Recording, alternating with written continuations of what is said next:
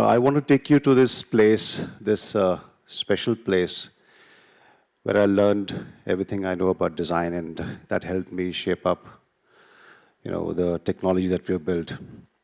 I want to take you to those moments where I learned everything that I know, and I'm going to put some of those moments in front of you. I want you guys to, live those moments with me for a little while, and I'm sure you've done it before.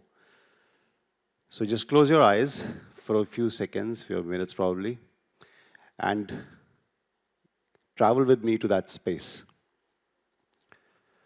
Just close your eyes. I can't see, so I'm sure you have closed your eyes.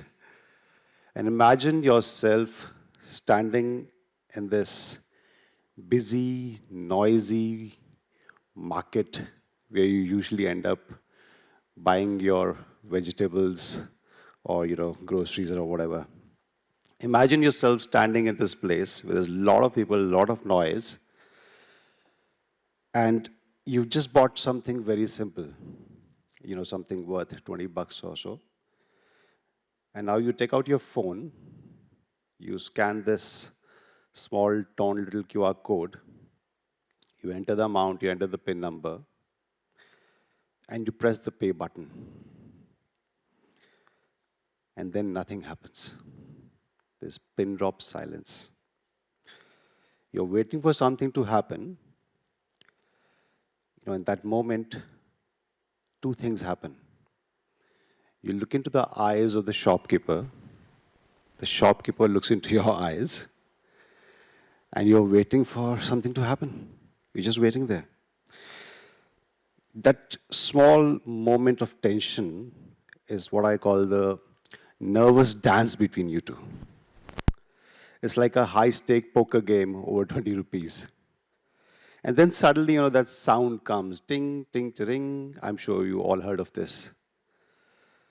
And then everything changes. Everything changes in a not in an exciting way, but in a sense of relief. Because for a country that was built on cash, this sound was not just a sound. The sound was the sound of proof. The sound was the sound of assurance. The sound was the sound of trust. I've been living these moments for the past 2 decades, seeing how real humans test the invisible technology one careful step at a time. And India did not give me a product problem to solve. It gave me design education. Design does not happen in the perfect. Design happens in the real world. Real world was something that how it looked like. So, the first lesson that I learned, when we talked about trust, was that the trust does not come from the money that was given. Trust came from certainty that it happened. And that was the first lesson. And in those moments of chaos, in that marketplace that we all imagined, design happens in that specific moments of things. You have to really be cautious about what is that you observe from those moments. So, this chaotic situation is there, you're standing there, there's a lot of people around you, someone is pushing past you, someone is trying to make a payment really fast. You are always in this situation where you're trying to not look like a fool. You're trying to be quick, you're not making mistakes, trying to enter the right number, make sure that the right bank account selected, enter your right PIN.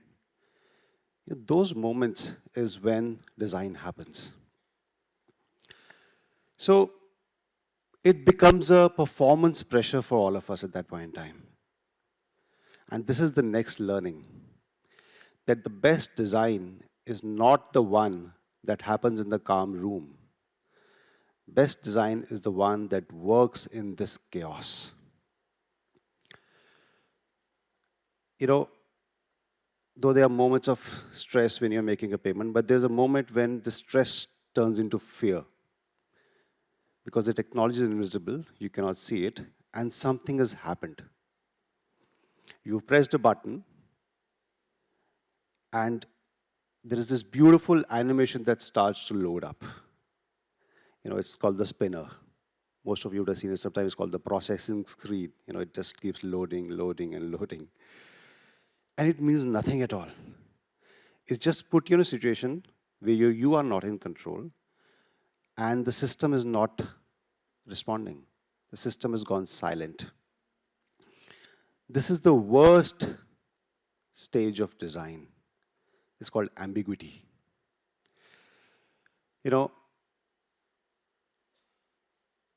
When in this stage, if you're not actually holding the user through that process, you're putting him into a trust crisis. So here is what I learned from it, that in invisible systems, which we are building, ambiguity can feel like a danger. So clarity is not a feature anymore. Clarity is empathy. Clarity brings about that trust in the user that you can trust this technology and go forward. We are here to help you. But there are still times when I've observed, and a lot of people, I've seen them saying, they press the button, they see the confirmation, but they say, "Bhaiya, aaya kya? Did you get it?" I'm sure we would have done it, right? A lot of us would have done it. We're not sure that has this thing happened or not. We're not really trusting the outcome yet. We're waiting for the confirmation to happen. Because what was happening was, we came from a physical transaction world where we gave the money in physical format. It was physics in motion. We were giving the cash, we were taking the cash. Everything was a closure. There was an instant closure that was happening. So we started forming a ritual around it by asking the people, did it happen or not?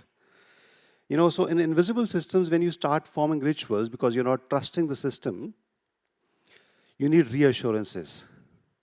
And it is the job of design to provide that reassurance to the user.